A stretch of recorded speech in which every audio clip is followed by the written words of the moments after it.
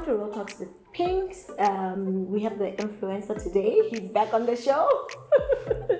It's been 6 months that TK quit his 9 to 5, so we needed a follow-up video like we promised you to understand how he's been doing, so that he also tells other influencers / entrepreneurs how's the market out there. TK, please introduce yourself.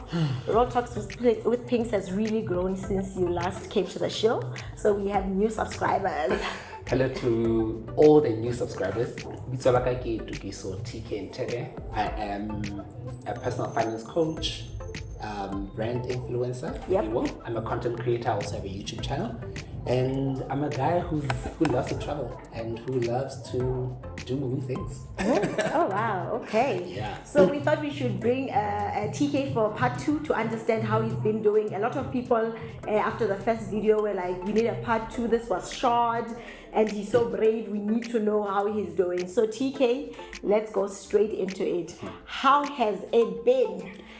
Yo, that question is challenging. And I'll tell you why I say it's challenging. So I left my job at the end of July last year. So the line of work where I provide training or personal finance training, personal finance, financial wellness programs for corporates specifically and small medium enterprises is that time of the year could be the worst time to leave because it's half year, they're wrapping up, nobody wants to be talking about money in December.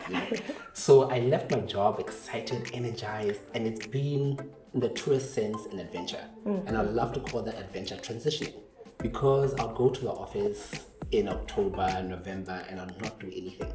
Literally not do anything. I would second guess the decision that I made. I would see no money coming in, you know. People will call, ask for quotations, you get excited, new business is coming, and it takes about 3 to 4 weeks or 4 months sometimes to convert that quotation into an actual invoice. So for me, it has been a lifelong journey of lessons. Firstly, I always used to say, separate your personal finances from the business finances. Once you are in it, it becomes harder to practice because some days the business has money and you don't have the money, and some days you have the money and the business does not have money. So where do you draw the line? So that's the one lesson that I'm learning. The second one is we always speak about cash flow management. So now you can imagine October there was business, November there was a bit of business, December, Jan, Feb, it's dry. Rent needs to be paid, bills need to be paid. Where is that money coming from? So for me, the importance of reserves and managing the cash flow became very, very evident. It's only now that I'm starting to see activity. The third lesson was it's not always going to be easy. I think we over-romanticize entrepreneurship and sometimes it's really not easy. And the support structure becomes very important. There are days where I'll sit in my office or at home and not want to get out of bed because I'm like, it looks nice from the outside. For some of us, very nice from the outside. And I think the last thing that I want to bring is actually, as much as I had the perfect idea before I left, I actually started second guessing the decision that I made. I knew I did not want to go back to corporate because I'm managing my time, I'm free, I'm excited. But I was like, what am I actually doing? What's my business model? Do I have a business model? So I provide financial education programs, consulting. Now I'm starting to get requests to go into training, customer service training. I'm like, I've never done that before. So it's also about experimenting. Yes, you don't want to be a jack of all trades and master of none. So, but you start to look within the skill set that you have, particularly from corporate, and you start saying, hey, I could actually monetize that. I could actually start that. So you do a lot of second guessing, self-doubt, and everything else in between. But it has been a good 6 months, and I'm looking forward to the new year. I have a number of new projects lined up, so let's see how that unfolds. I'm actually going to talk about the second point that you mentioned as your lesson, the cash management, because most people who want to leave their jobs maybe to pursue their other ideas, certain businesses, they are actually thinking, how do I know I have enough money to sustain me while I settle in my business? It's been 6 months for you. You were like in December, in January, there's no business because December businesses are closing off for Christmas. In Jan, they are settling, they're coming back.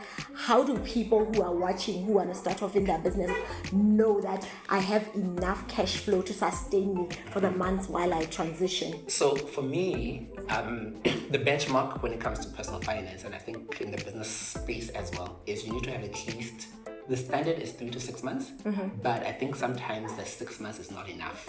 So we actually need to be pushing it to 12 to 18 months. Okay. And that's a big amount of money to save. But for you, you could go for months with no business coming in, depending on the type of business that you're in. And again, let's be honest, to build the 12 to 18 months worth of savings is a mammoth task. It is. But let's start hanyani, 3 months, plan that. So for me, I always say, look at what your monthly expenses are, and then multiply that by 6 as a benchmark, and then use the 6 to build the other 6.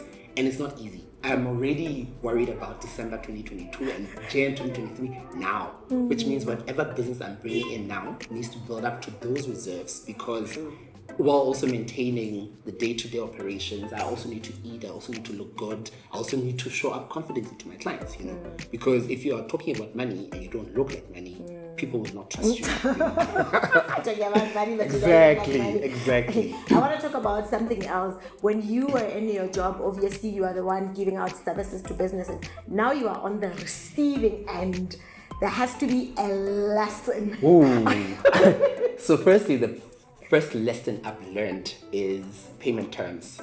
You'll invoice a client and you think the payment will get in within a day or two. Some days it goes up to 60 days. So the lesson I've now learned, 60 days, 3 months. Yeah, 2 months. Yeah. Sometimes 90 days, which is 3 months. So the lesson I've learned now is just because I've invoiced, that money is not in my account. Secondly, as entrepreneurs, we need to understand the payment terms.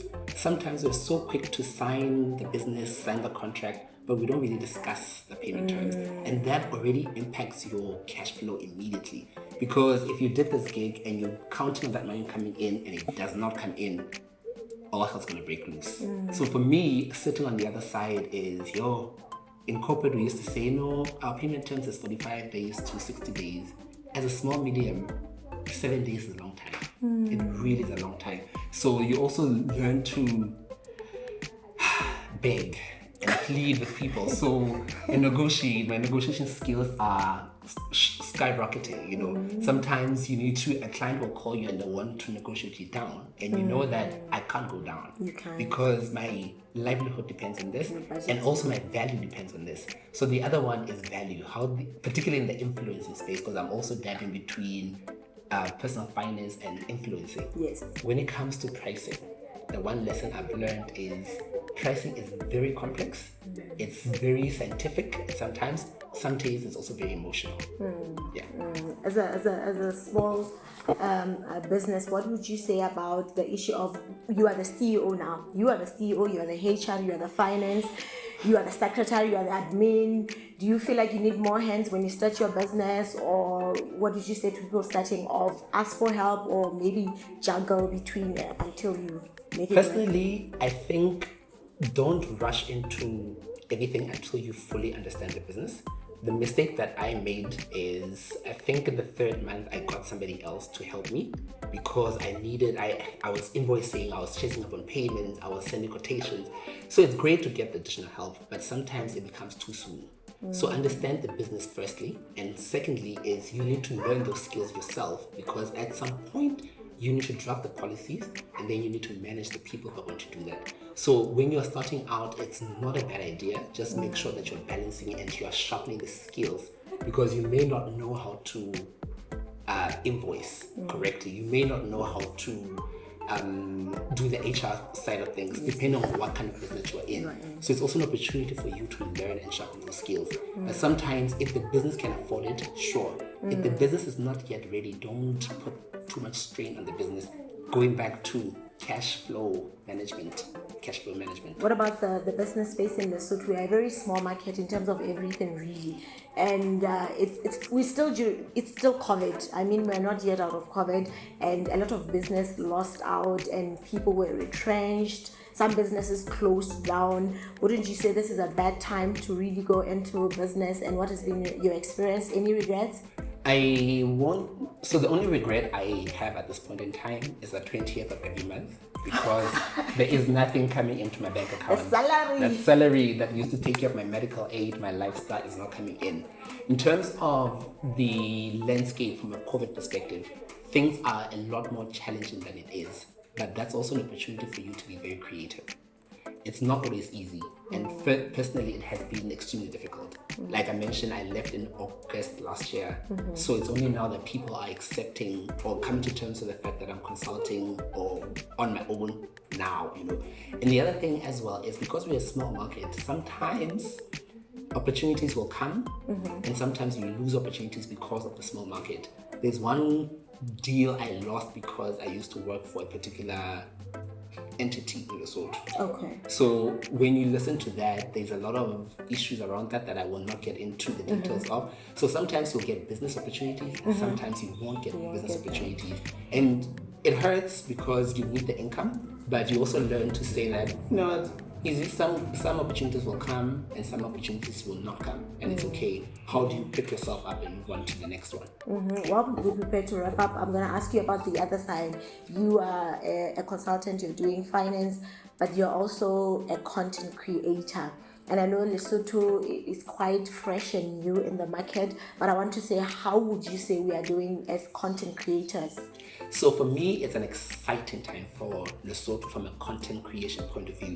One, the volume of content that Basotho are creating in the different spaces is starting to increase. Secondly, the quality of the content is also incredible. Thirdly, the production of that content is My production is good. Exactly. Thanks to that man. Exactly. So it's an exciting time for that. The one thing that I feel a lot of content creators are struggling with is people are not engaging with the content. And one, it takes money to create the content. It takes time and resources. So it can become very disheartening when you put your heart and soul into it. Either there are no views or there are no subscribers. So this is me saying, guys, you need to subscribe to our channel and you need to like a comment. And it's very important because the engagement, just a like, just a comment, gives you that reassurance that you're onto something well and people are enjoying the content. Even if they don't like the content, let us know such that we can improve. I think it's starting to, just like the music industry in Lesotho started off very shaky and it grew up. The photography, videography started and it grew up. The creative industry is starting to do that. Brands are starting to realize the value of content creation and content marketing. So as a content creator, and to all the fellow content creators, let's keep working. Keep going. Let's keep creating working. more content. It's hard because you don't see the money just yet. Every single month I have to pay the production team, the fee plus the venue booking plus entertaining my clients on my show. I bleed, financially bleed. And then you upload the video and the views don't come through, then you bleed again. But because we need to build something, we need to build this industry, I think it's an exciting time. I wanted to advise multi-potentialites like you. People who have skills and have talents and want to do like a lot of things. Some people want to start building while they're in their 9 to 5. What's the advice that you would give them, that these are the things that you can do while you're still in your job, even before you branch out? So depending on what the multi-potentialite wants to do, is have a plan. First and foremost, the financial plan. So if you're in a corporate job, use that salary, part of that salary, to start building whatever it is that you want to build. That's what I did. So if you need to design a website, if you need to design a logo, if you need to design the corporate identity, start doing that already. Number 2 is start positioning yourself in that particular space that you want to go into and developing skills. So if you want to be a content creator, start understanding how algorithms work, how YouTube works, how the different platforms. So sharpen your skills such that you're ready for that. Number 3 is connect yourself with people who are in that space. Ask for help, ask for support, build the networks. Don't just take from those networks, nurture the networks as well, because people don't want takers. And then I think the last one that comes to mind is have fun, man. Well, do really it. have fun. Oh, the fifth one is mental health. I will not, as a multi-potentialite, we want to do too many things. I want to be a consultant. I want to be a YouTuber. I want to be a podcaster. I want to be a travel blogger. I want to be a lecturer. I want to do so many things. That has impacts on the mental health. It does. It does. I've been in cases where I had to stop myself from engaging in so many things, and you want to say yes. That's because you're excited and the energy is there. You're excited and crazy. Crazy. Good crazy. So sometimes that can lead to a lot of mental health because you may find yourself stretching yourself too thin too quickly. So for me, I would say the planning is very important and take it one step at a time. We don't need to save the world at the same time. Thank you, TK, for coming to the show. It's Always been a fun. pleasure. I think a lot of people learned a lot from this. I'll see by the comments what they learned. But thank you for coming. Of course, we'll come again. Thank you for watching, guys. We'll see you in the next episode. Cheers, guys. I was about to say how I ended up here, but that's a story for another day. That's a story for another day, guys. You don't need to know. Cheers.